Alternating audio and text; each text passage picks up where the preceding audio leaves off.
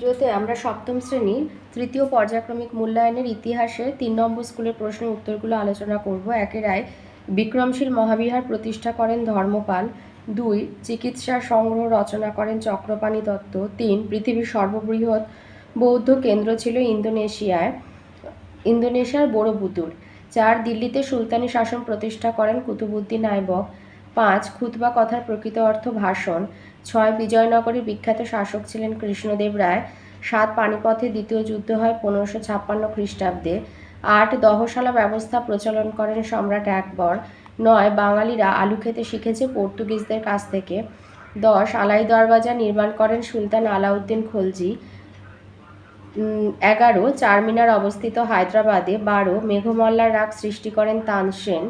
13 শিবাজী আফজল খানকে হত্যা করেন বাঘনখ দিয়ে। 14 ক্ষমতা স্বতন্ত্রীকরণ নীতির কথা প্রথম বলেন মন্তেস্কু। 2 আছে শূন্যস্থান পূরণ করো। আইতে ব্রাহ্মণ সর্বস্ব নামক বইটি রচনা করেন হলায়ুদ।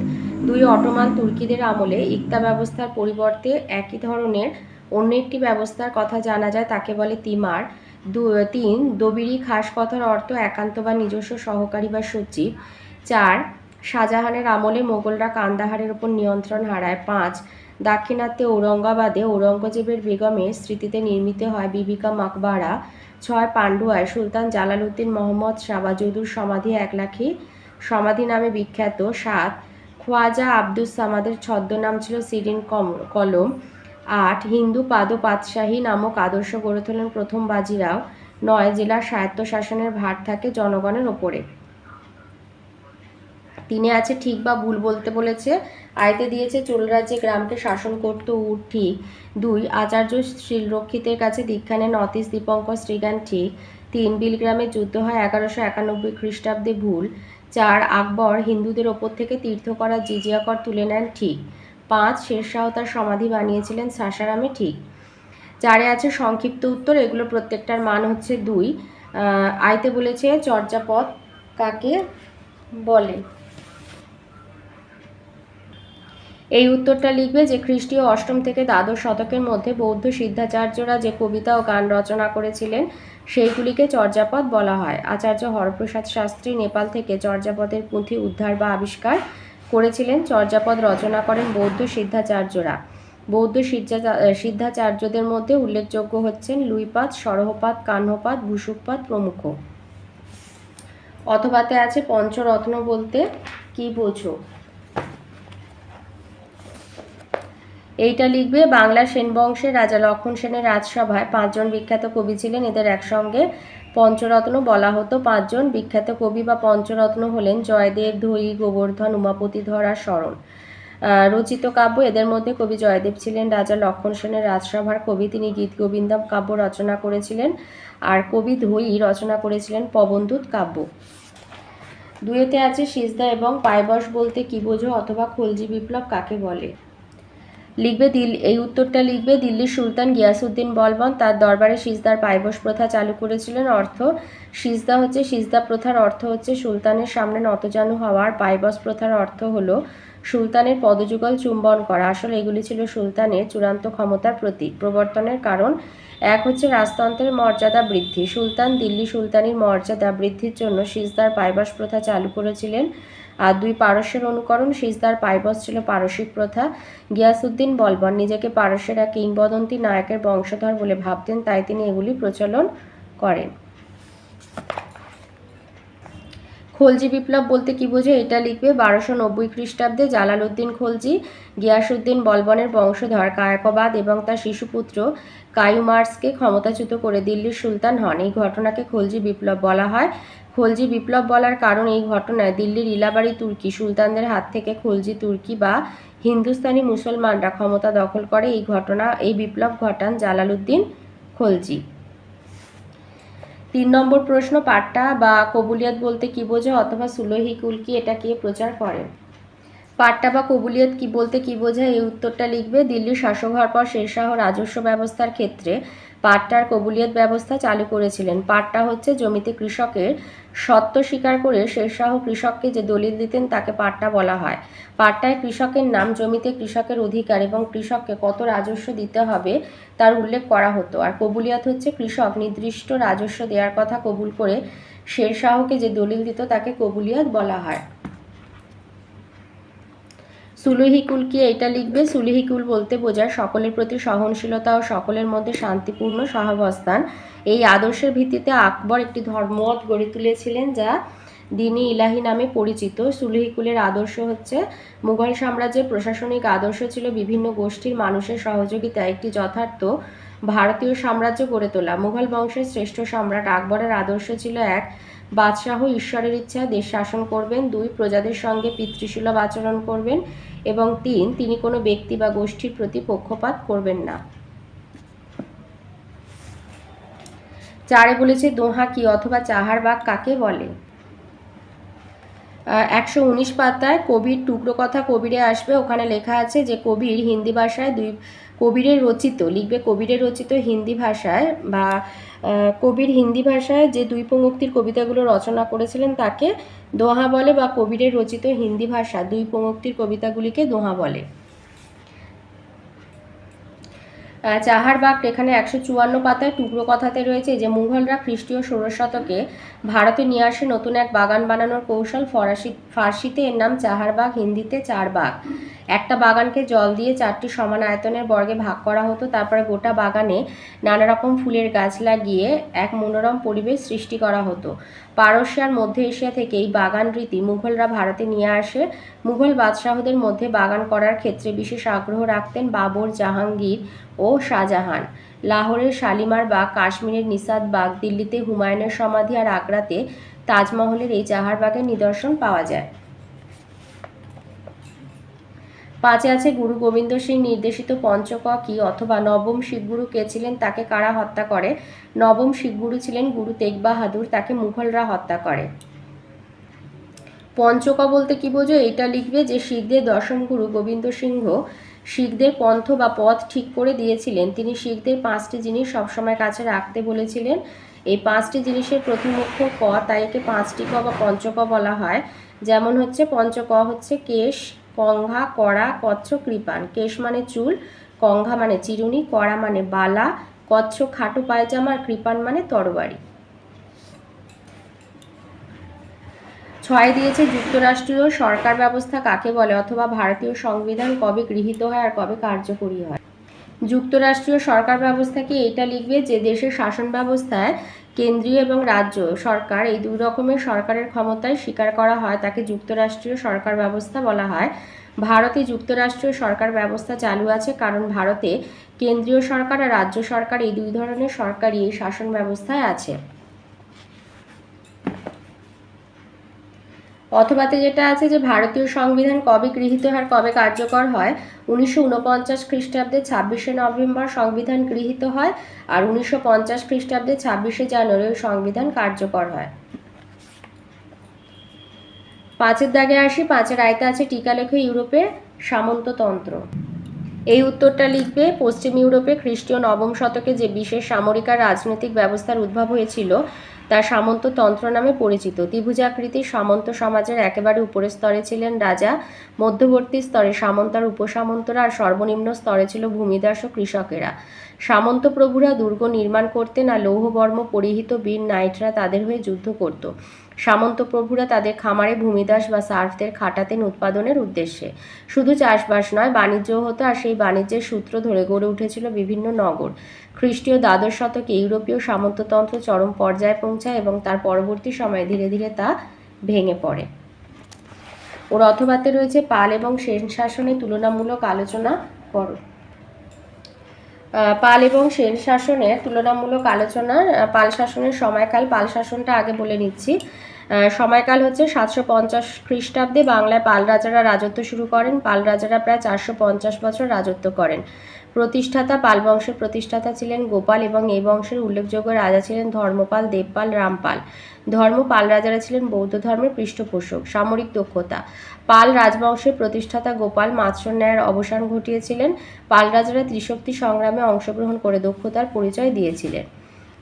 সেন শাসন: একাদশ শতকে সেন রাজারা বাংলায় রাজত্ব শুরু করেন। সেন রাজারা প্রায় 100 বছর রাজত্ব করেন। প্রতিষ্ঠাতা: সেন বংশের প্রতিষ্ঠাতা ছিলেন সামন্ত সেন। এই বংশের উল্লেখযোগ্য রাজা ছিলেন বিজয় সেন, বল্লাল সেন, লক্ষণ সেন। ধর্ম: সেন রাজারা ছিলেন ব্রাহ্মণ ধর্মের পৃষ্ঠপোষক। সেন আমলে বর্ণ ব্যবস্থার কড়াকড়ি ছিল। সামরিক দক্ষতা: সেন রাজা বল্লাল সেন পাল রাজা গোবিন্দ পালকে পরাজিত করেছিলেন। 17 জন অশ্বারোহী সৈন্য নিয়ে বখতিয়ার খলজি বাংলা আক্রমণ করলে লক্ষণ সেন পালিয়ে গিয়েছিলেন। 5-এ 2 নম্বর প্রশ্ন বলেছে, বলবল যখন সুলতান হন তখন তার অধিকার নিয়ে যাতে কেউ প্রশ্ন করতে না পারে তার জন্য তিনি কি পদক্ষেপ নেন, অথবা সুলতান আলাউদ্দিন খলজি কিভাবে বাজার দর নিয়ন্ত্রণ করেন। আচ্ছা, গিয়াসউদ্দিন বলবল যখন সুলতান হন তখন যাতে তার অধিকার নিয়ে কেউ প্রশ্ন করতে না পারেন তিনি কি পদক্ষেপ নিয়েছিলেন, এই উত্তরটা বলবে যে দিল্লির সুলতান নাসিরউদ্দিন মোহাম্মদ শাহের মৃত্যুর পর তার শ্বশুর বাহাউদ্দিন 1266 খ্রিস্টাব্দে গিয়াসউদ্দিন বলবল নাম নিয়ে সিংহাসনে বসেন। সিংহাসনে বসার পর তিনি অনেক সমস্যার সম্মুখীন হন। গিয়াসউদ্দিন অত্যন্ত দক্ষতার সঙ্গে সমস্যাগুলির সমাধান করেন। সমস্যা হচ্ছে ইলতুৎমিশের পরবর্তীকালে তার উত্তরাধিকারদের আমলে চরম বিশৃঙ্খলা সৃষ্টি হয় এবং দেশের আইন শৃঙ্খলা ভেঙে পড়ে। 2. মেওয়াটি দস্যুদের উপদ্রবে দিল্লি আর তার পার্শ্ববর্তী অঞ্চলে জনজীবন বিপর্যস্ত হয়ে পড়ে। 3. আমির ওমরাহরা ক্ষমতালোভী ষড়যন্ত্রপ্রিয় হয়ে ওঠে। 4. দিল্লির সুলতানির রাজকীয় আদর্শ বিনষ্ট হয়। 5. বহিরাগত মঙ্গলরা বারবার আক্রমণ করে সাম্রাজ্যের নিরাপত্তা বিঘ্নিত করে। সমাধান হচ্ছে গিয়াসউদ্দিন বলবন বিভিন্ন অঞ্চলে সেনা ছাউনি আর শাসনকর্তা নিয়োগ করে দেশের আইন শৃঙ্খলা ফিরিয়ে আনেন। 2.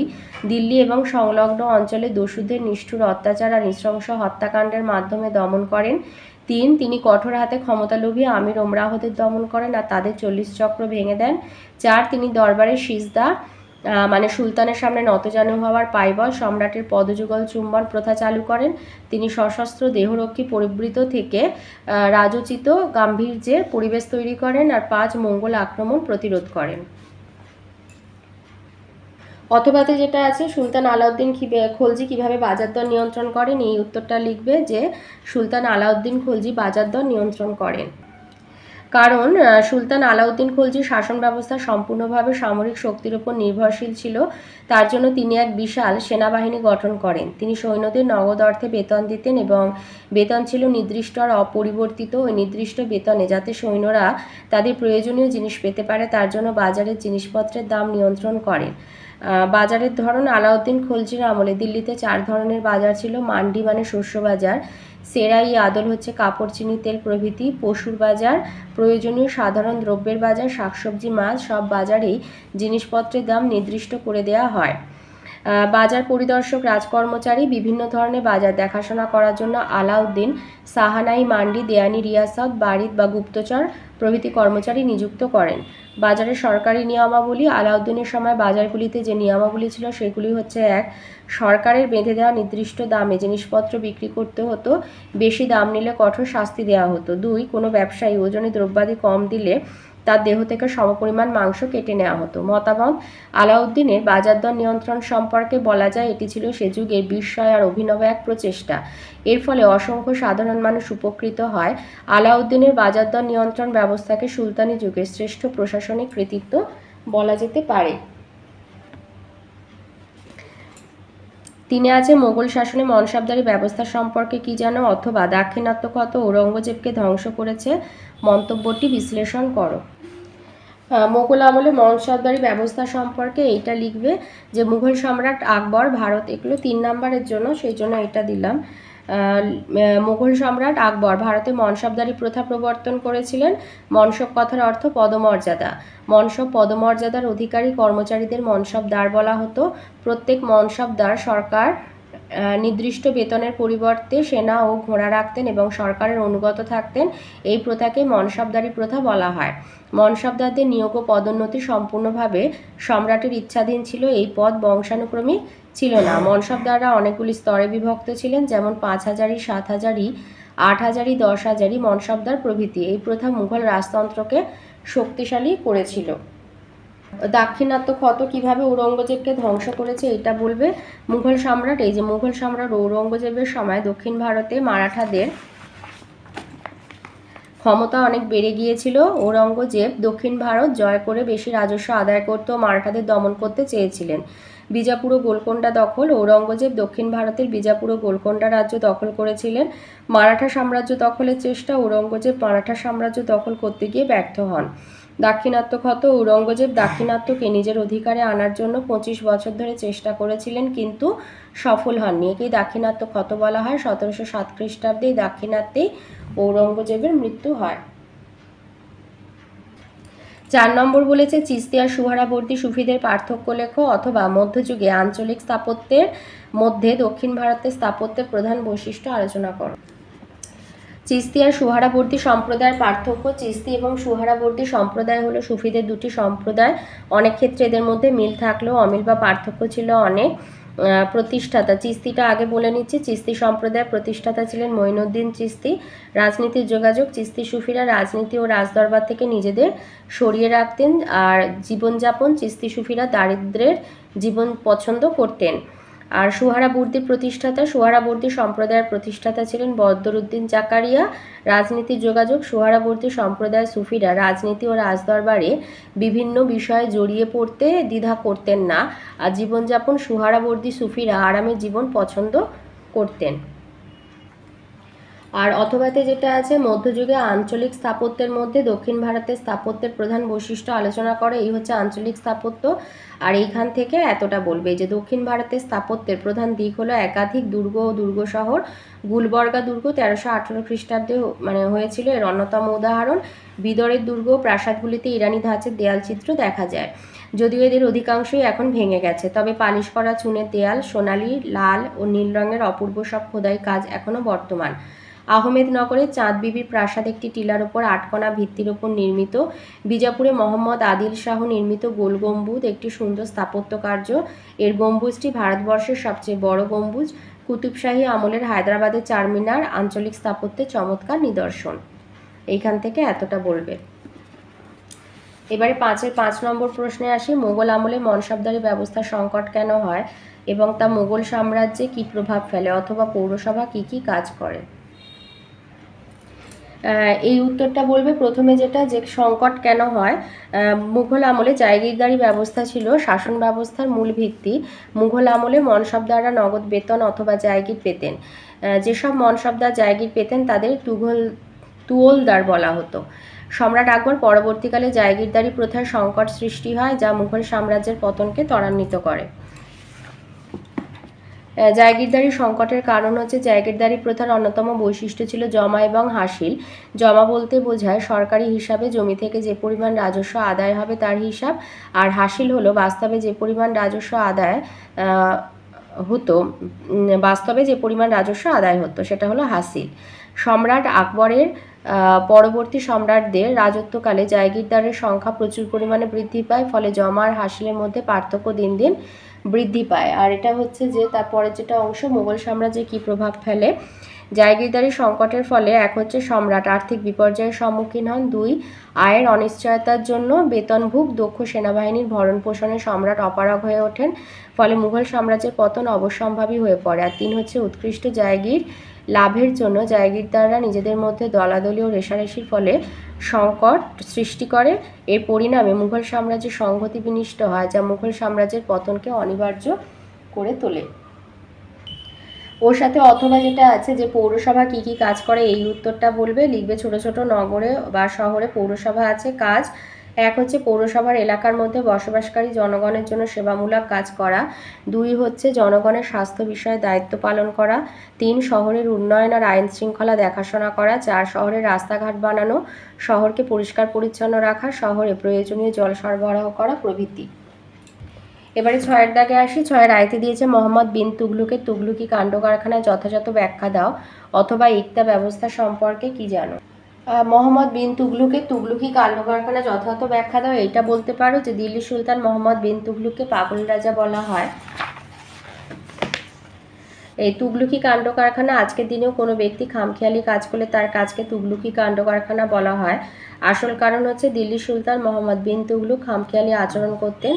এক হচ্ছে দোয়াব অঞ্চলে রাজস্ব বৃদ্ধি, তিনি বাড়তি কর আদায় করার জন্য দোয়াব অঞ্চলে রাজস্ব বাড়িয়ে দিয়েছিলেন, কিন্তু পরে তা প্রত্যাহার করতে হয়েছিল। দুই, রাজধানীর স্থানান্তর, তিনি তার রাজধানী দিল্লি থেকে দেবগিরিতে নিয়ে গিয়েছিলেন, কিন্তু পরে আবার দিল্লিতেই ফিরে এসেছিলেন। আর তিন হচ্ছে তামার মুদ্রা প্রচলন, তিনি দেশে তামার মুদ্রা চালু করেছিলেন, কিন্তু তাও পরে ফিরিয়ে নিয়েছিলেন। এটা বলতে পারো, অথবা বইয়েতে আছে 50 পাতায় তুঘলকি কাণ্ড কারখানা। এটা আজকের দিনে কোনো ব্যক্তির খামখেয়ালি আচরণকে তুঘলকি কাণ্ড কারখানা বলা হয়, কারণ মোহাম্মদ বিন তুঘলুককে কেউ কেউ বলেছেন পাগলা রাজা, তার কাজকর্মকে বলা হয়েছে তুঘলকি কাণ্ড।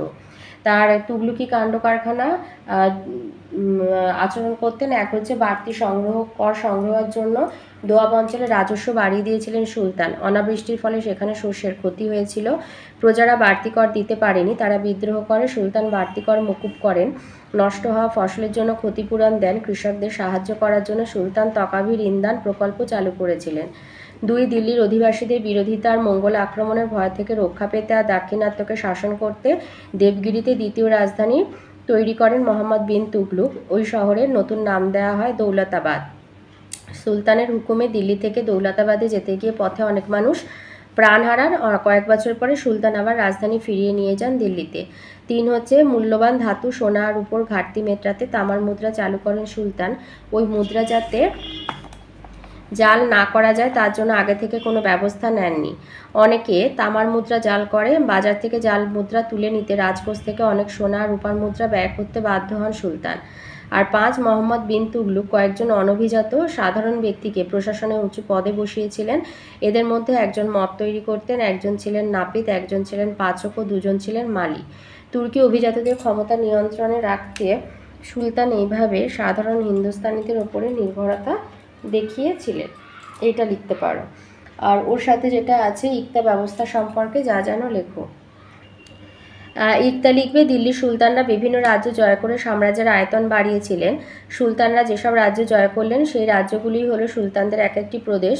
দিল্লি সুলতানি প্রদেশগুলিকে ইকতা বলা হতো। চালু করার কারণ, এক হচ্ছে রাজ্যের শাসন পরিচালনা, ইকতার শাসনকর্তাকে বলা হতো ইকতাদার বা মুক্তি। ইকতাদাররা ছিলেন রাজ্য বা প্রদেশের শাসক। সুলতানরা তাদের দায়িত্ব ইকতাদারদের মধ্যে ভাগ করে দিয়ে সাম্রাজ্যের শাসন পরিচালনা করতেন। দুই হচ্ছে সেনাবাহিনী পালন, ইকতাদারদের অন্যতম প্রধান কাজ ছিল সামরিক দায়িত্ব পালন করা। ইকতাদার হলেন সামরিক নেতা। ছোট ইকতাদারদের শুধুমাত্র সামরিক দায়িত্ব পালন করতে হতো। তিন হচ্ছে রাজস্ব আদায় আর শান্তি বজায় রাখা। ইকতাদাররা তাদের শাসনাধীন রাজ্যের রাজস্ব আদায় করতেন। তিনি নিজের প্রয়োজনীয় অর্থ রেখে বাড়তি রাজস্ব সুলতানকে দিতেন। তিনি রাজ্যের শান্তি শৃঙ্খলার দায়িত্ব পালন করতেন। অথবা তোমাদের বইয়ের 58 পাতায় রয়েছে এই যে ইকতা ব্যবস্থার কথা। এখান থেকে এই যে মধ্য এশিয়ার ইসলামীয় সাম্রাজ্যে সামরিক অভিজাতদের ইকতা দেয়া হতো। এই ইকতাগুলি নির্দিষ্ট সময়ের জন্য দেয়া হতো। খ্রিস্টীয় নবম শতকে এই ব্যবস্থার উৎপত্তি হয়। রাজকোষে তখন যথেষ্ট পরিমাণে রাজস্ব জমা পড়ছিল না। এদিকে যুদ্ধ করেও তেমন ধনসম্পদ পাওয়া যাচ্ছিল না, তাই সামরিক নেতাদের বেতনের বদলে ইকতা দেয়া হতে থাকে। খ্রিস্টীয় একাদশ শতকে সেলুজক তুর্কি সাম্রাজ্যে ইকতা ব্যবস্থার প্রচলন লক্ষ্য করা যায়। এই সময় সাম্রাজ্যের প্রায় অর্ধেক অংশ ইকতা হিসাবে ভাগ করা হয়। কোথাও কোথাও এই ব্যবস্থা বংশানুক্রমিক হয়ে যায়, অর্থাৎ বাবা মারা গেলে তার ছেলে একই দায়িত্ব পায়। অটোমান তুর্কিদের আমলে ইকতা ব্যবস্থার পরিবর্তে একই ধরনের একটি ব্যবস্থার কথা জানা যায়, তাকে বলা হয় তিমার। আবার ইরানে ইলখানদের শাসনের সময় ইকতা প্রথার কথা জানা যায়। মিশরেও দ্বাদশ ও ত্রয়োদশ শতকে মুক্তিদের কথা জানা যায়। দিল্লির সুলতানরা সাম্রাজ্য বিস্তার, রাজস্ব সংগ্রহ আর শান্তি শৃঙ্খলা রাখার জন্য ইকতা ব্যবস্থার নানা রদবদল ঘটিয়েছিলেন। ইকতাদার বা মুক্তি হতে পারতেন একটা গোটা প্রদেশের শাসনকর্তা, অথবা তিনি হতেন শুধুই একজন রাজস্ব সংগ্রহকারী যিনি নিজের ভরণ পোষণের জন্য একখণ্ড জমি থেকে রাজস্ব আদায় করতেন। এটাও লিখতে পারো। 6 2 নম্বর প্রশ্ন, মোগল বাদশাহদের রাজপুতনীতির ব্যাখ্যা দাও, অথবা শেরশাহের জনহিতকর কার্যাবলী যথাযথ মূল্যায়ন করো। মুঘল বাদশাহদের রাজপুতনীতির ব্যাখ্যা, এই যে মিল অমির, মুঘল আমলে রাজপুতরা ছিল ভারতের অন্যতম প্রধান শক্তি, তাই প্রত্যেক মুঘল সম্রাট রাজপুতদের সম্পর্কে বিভিন্ন নীতি গ্রহণ করেন। তবে বাবর, হুমায়ুন, আকবর থেকে ঔরঙ্গজেব পর্যন্ত সবার নীতি এক ছিল না। তাই মুঘল শাসকদের রাজপুত নীতিতে অনেক মিল ও অনেক অমিল লক্ষ্য করা যায়। মিল হচ্ছে আকবর থেকে ঔরঙ্গজেব পর্যন্ত সকল মুঘল সম্রাটগণ রাজপুতদের মনসাব প্রদান করে মনসাবদারি প্রথার আওতায় আনতে চেয়েছিলেন। আর 2, আকবর থেকে শাহজাহান পর্যন্ত মুঘল সম্রাটগণ রাজপুত পরিবারে বিবাহ করে উভয়ের সম্পর্ককে সুদৃঢ় করেছিল। আর অমিল হচ্ছে মুঘল সম্রাট আকবর রাজপুতদের ওপর থেকে জিজিয়া কর ও তীর্থকর আদায় নিষিদ্ধ করেছিলেন। সম্রাট জাহাঙ্গীর ও শাহজাহান আকবরের রাজপুত নীতিকে অনুসরণ করেছিলেন, কিন্তু মুঘল সম্রাট ঔরঙ্গজেব পুনরায় রাজপুতদের ওপর জিজিয়া কর আরোপ করেছিলেন। 2, ঔরঙ্গজেবের পূর্ববর্তী মুঘল সম্রাটগণ রাজপুতদের প্রতি ধর্মীয় সহিষ্ণুতার নীতি গ্রহণ করেছিলেন, কিন্তু ঔরঙ্গজেব রাজপুতানা অঞ্চলে প্রায় 200টি মন্দির ধ্বংস করে তাদের শত্রুতে পরিণত হয়েছিলেন। ঔরঙ্গজেবের ভ্রান্ত রাজপুত নীতি মুঘল সাম্রাজ্যের পতনের জন্য দায়ী ছিল।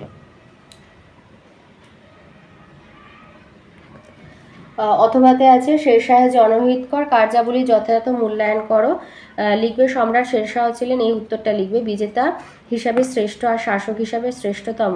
দিল্লির শাসক হিসাবে তিনি মাত্র 5 বছর রাজত্ব করেছিলেন, কিন্তু এই অল্প সময়ের মধ্যেই শাসন ব্যবস্থার সর্বত্র তিনি কৃতিত্বের স্বাক্ষর রেখেছিলেন। তার শাসন ব্যবস্থার মধ্যে অনেক মানবিক চিন্তার পরিচয় পাওয়া যায়। 1 হচ্ছে ভূমি রাজস্ব। ভূমি রাজস্ব ব্যবস্থার ক্ষেত্রে শেরশাহ অনন্য প্রতিভার স্বাক্ষর রেখেছেন। তিনি পাট্টার কবুলিয়ত ব্যবস্থা চালু করেন। পাট্টা, শেরশাহ কৃষককে কৃষকের নাম, জমিতে কৃষকের অধিকার, তাকে কত রাজস্ব দিতে হবে তা লিখে যে দলিল দিতেন তাকে পাট্টা বলা হতো। কবুলিয়ত, পাট্টাপ্রাপ্ত কৃষকরা রাজস্ব দেওয়ার কথা স্বীকার বা কবুল করে সরকারকে যে দলিল সই করে দিত তাকে কবুলিয়ত বলা হতো। বিচার সংস্কার, শেরশাহ পক্ষপাতহীন এবং কঠোর বিচার ব্যবস্থা প্রবর্তন করেন।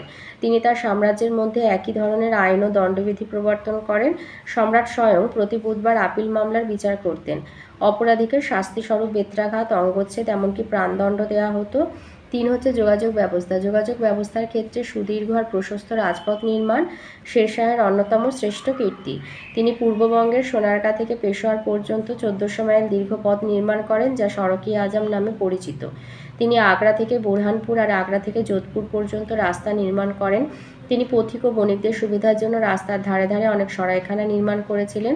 তিনি প্রথম ঘোড়ার পিঠে ডাক আদান প্রদানের ব্যবস্থা করেন। ধর্মনীতি, শেরশাহ ছিলেন সুন্নি মুসলমান। তিনি ধর্মনিরপেক্ষ নীতি গ্রহণ করে শাসন পরিচালনা করতেন। ব্রহ্মজিৎ গৌড় তার প্রধান সেনাপতি ছিলেন। তার উদারনীতির জন্য তিনি ভারতের জাতীয় সম্রাটের মর্যাদা লাভ করেছেন। উপসংহার, মধ্যযুগে মাত্র 5 বছর রাজত্ব করে শেরশাহ উন্নত শাসন কাঠামো রচনা করেন। এ প্রসঙ্গে ঐতিহাসিক স্মিথ বলেছেন যে ও যদি আরও কয়েক বছর জীবিত থাকতেন তাহলে ভারতের ইতিহাসে হয়তো মহান মুঘলদের আবির্ভাব সম্ভব হতো না। 3 নম্বর প্রশ্ন, ভক্তিবাদী আন্দোলনে কবিরের অবদান আলোচনা করো অথবা টিকা লেখো। দ্বীন-ই ইলাহি। ভক্তিবাদী আন্দোলনে কবিরের অবদান, এটা লিখবে। টিকা, মধ্যযুগে ভক্তিবাদী আন্দোলনের অন্যতম শ্রেষ্ঠ প্রবক্তা ছিলেন কবির। তিনি মধ্যযুগে ভারতবর্ষের সর্বাপেক্ষা উদারপন্থী সংস্কারক ছিলেন। তার অনুগামীরা কবিরপন্থী নামে পরিচিত। পূর্বজীবন, কবিরের বাল্যজীবন সম্পর্কে নিশ্চিতভাবে বিশেষ কিছু জানা যায় না, তবে কথিত আছে যে কবির ছিলেন এক বিধবা ব্রাহ্মণীর সন্তান, কিন্তু তিনি লালিত পালিত হয়েছিলেন এক মুসলিম তাঁতির পরিবারে। সম্ভবত তিনি দিল্লি সুলতান সিকান্দার লোদির সমসাময়িক ছিলেন। দীক্ষালাভ ও সন্ন্যাস গ্রহণ, কবির রামাত বৈষ্ণব সম্প্রদায়ের প্রতিষ্ঠাতা ভক্তিবাদী সাধক রামানন্দের কাছে প্রেম ও ভক্তিমন্ত্রে দীক্ষা নেন ও সন্ন্যাস জীবন যাপন করেন। কবিরের ধর্মমত, কবিরের ধর্মপ্রচারের মূল লক্ষ্য ছিল সকল সম্প্রদায়ের মধ্যে সম্প্রীতি স্থাপন করা। তিনি জাতিভেদ প্রথা, ধর্মীয় আচার অনুষ্ঠান ও কঠোর তপশ্চর্যার বিরোধী ছিলেন এবং অন্তরের পবিত্রতা ও ভক্তির সাহায্যে ঈশ্বর লাভের কথা প্রচার করেছিলেন। তিনি ছোট ছোট শ্লোকের মাধ্যমে তার ধর্মমত প্রচার করেন। তার 2 পঙ্ক্তির এই শ্লোক বা কবিতাগুলি দোহা নামে পরিচিত। প্রভাব, কবিরের ভক্তি ধর্মের প্রভাবে জাতিভেদ প্রথার কঠোরতা হ্রাস পেয়েছিল এবং বিভিন্ন সম্প্রদায়ের মধ্যে সম্প্রীতির পরিবেশ গড়ে উঠেছিল। কবি রচিত দোহাগুলি শুধুমাত্র তার ধর্মের আধ্যাত্মিক সম্পদ নয়, হিন্দি সাহিত্যেরও মূল্যবান সম্পদ। টিকা, দ্বীন-ই ইলাহি, এটা লিখবে যে মুঘল বাদশাহ আকবর সুলহিকুল আদর্শে দ্বীন-ই ইলাহি নামে এক নতুন ধর্মমত প্রবর্তন করেন। সম্রাট আকবর ছিলেন উদার এবং পরধর্ম সহিষ্ণু শাসক। তিনি সর্বধর্মের সমন্বয়ে দ্বীন-ই ইলাহি প্রবর্তন করে নিজেকে জাতীয় সম্রাট রূপে প্রতিষ্ঠিত করেন। পটভূমি: প্রথমত আকবরের মা হামিদা বানু বেগম ও শিক্ষক আব্দুল লতিফ আকবরের মনে উদারতার বীজ বপন করেছিল। দ্বিতীয়ত, ভারতের ভক্তিয়া সুফি মতবাদ আকবরকে প্রভাবিত করেছিল। তৃতীয়ত, বহু ধর্মের দেশ ভারতবর্ষে নিজেকে জাতীয় সম্রাট হিসাবে প্রতিষ্ঠিত করার জন্য আকবরের গোঁড়ামি বর্জিত নতুন ধর্ম প্রবর্তন করে। দ্বীন-ই ইলাহি ধর্মমত এবং তার প্রসার: আকবর সকল ধর্মের মূল বিষয়গুলি সম্পর্কে আলোচনার জন্য 1575 খ্রিস্টাব্দে ফতেপুর সিক্রিতে ইবাদতখানা নির্মাণ করেন। এখানে হিন্দু, মুসলিম, খ্রিস্টান, জৈন, বৌদ্ধ প্রভৃতি ধর্মজ্ঞানীদের সঙ্গে আলোচনা করেন আর সিদ্ধান্তে আসেন যে সকল ধর্মের মূল কথা এক, তবে দ্বীন-ই ইলাহি বিশেষ প্রভাব বিস্তার করতে পারেনি। আকবরের মৃত্যুর সঙ্গে এই ধর্মের সমাধি হয়েছিল। দ্বীন-ই ইলাহি প্রবর্তন করে আকবর ভারতীয় জনগণকে একটি সাধারণ বেদিতে মিলিত হওয়ার প্রেক্ষাপট রচনা করেন। এর ফলে হিন্দু আর মুসলিমদের মধ্যে বিভেদ যথেষ্ট হ্রাস পায় আর ধর্মীয় ও রাষ্ট্রীয় ব্যাপারে সম্রাটের কৃতিত্ব সুদৃঢ় হয়।